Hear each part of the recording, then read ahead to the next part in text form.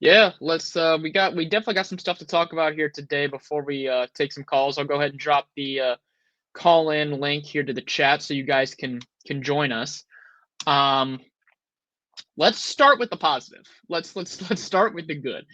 Ohio State was able to get Sincere Johnson today, Mhm. linebacker, four-star linebacker. He chose Ohio State over Penn State and Alabama.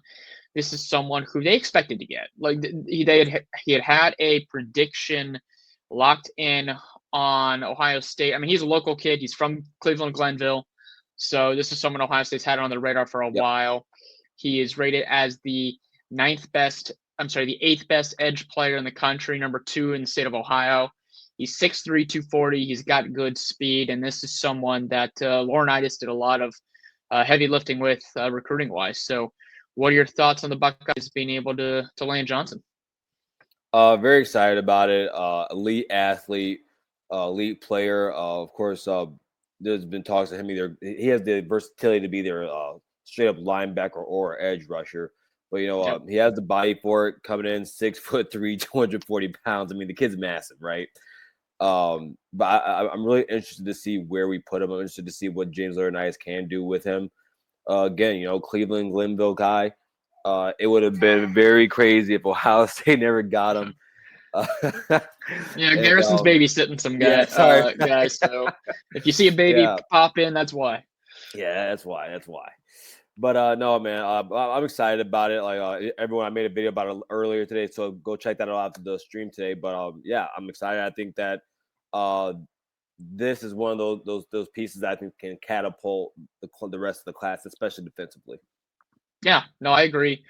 And we've talked about this before. You want to keep the best players in the state of Ohio in the state of Ohio. Mm-hmm.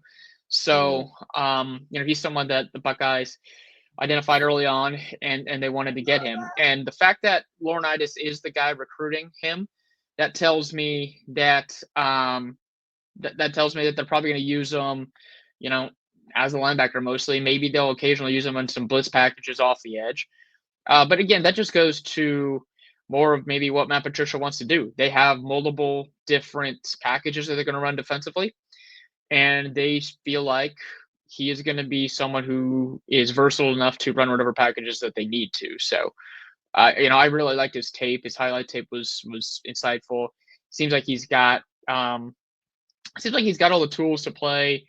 To do those things, like to come off the edge and rush, and also be able to get back in coverage as well. So, we'll see how they ultimately use them. I think he can. I mean, I can't wait till he actually like gets. He's already pretty built, but he's going to get stronger as he develops into his body.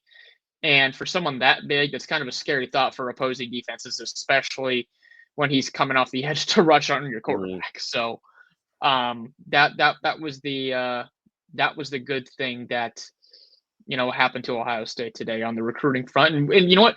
We got to give James Laurinaitis some props because he is Yes. someone who's come in very quickly as a full time coach and has hit the ground running when it comes to recruiting.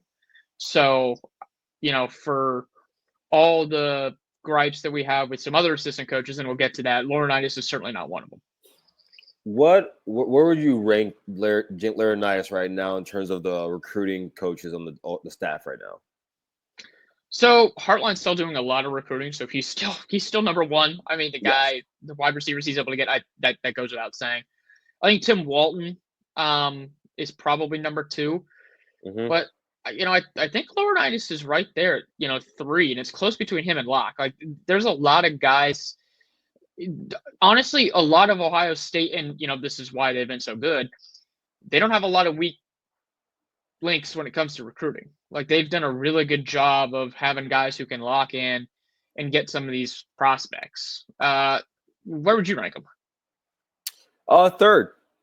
I would Yeah. have him third. I think that, and you brought up a good point. I talked about this earlier in the video today, but you bring a great point of saying lock. I didn't think about that, but I think for me, when you look at the linebacker position for James Laurinaitis, I think that especially knowing that he doesn't have as much skin in the game as OG Locke has so far in college football, I do think it's really impressive the way he's been doing. And that if you look at the position that he has to handle, and understand that he had like running back, man, you can bring in one. You can have an off year and bring in one running back. Like you can do that. Yeah.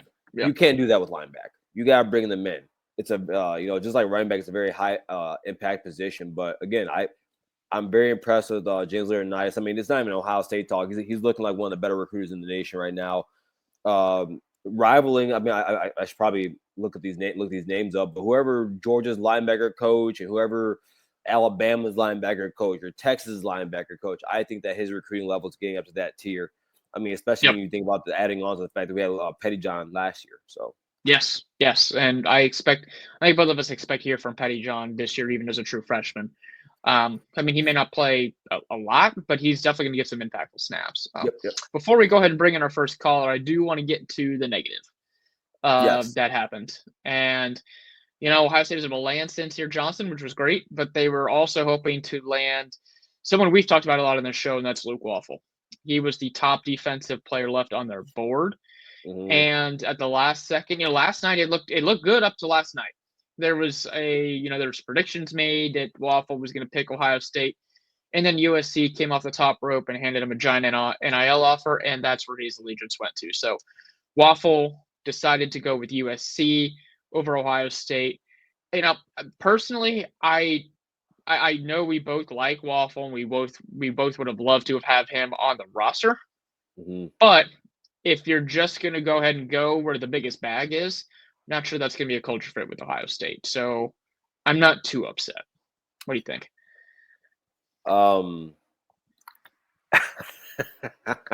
Doesn't seem like he's that worried about it either. Yeah. No.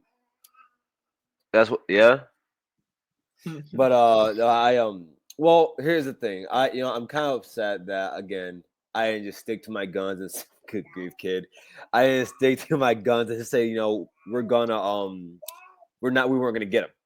And now I think it was going to turn into a bidding war for Luke Waffle. No, I didn't. I don't think Luke Waffle's a bidding war type of player. Agreed. I don't. This is not Jadeveon Clowney out of high school. That's not what we're talking about here.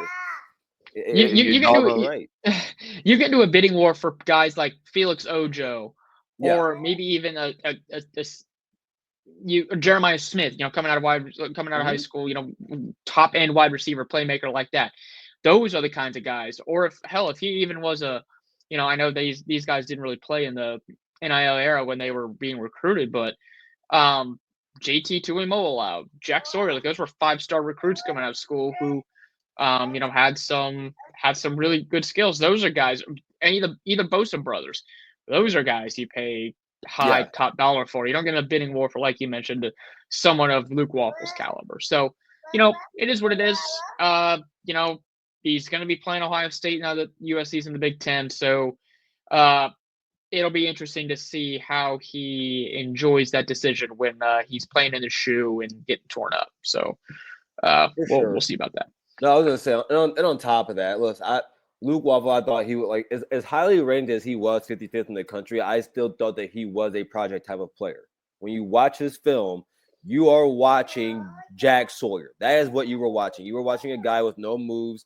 He's bull rushing. That's all he can. My gosh, he's bull rushing. That's all he can do, right? So it's not like it's either one of the Bosa brothers who came in and was immediately a good pass rusher right off the bat. So I agree.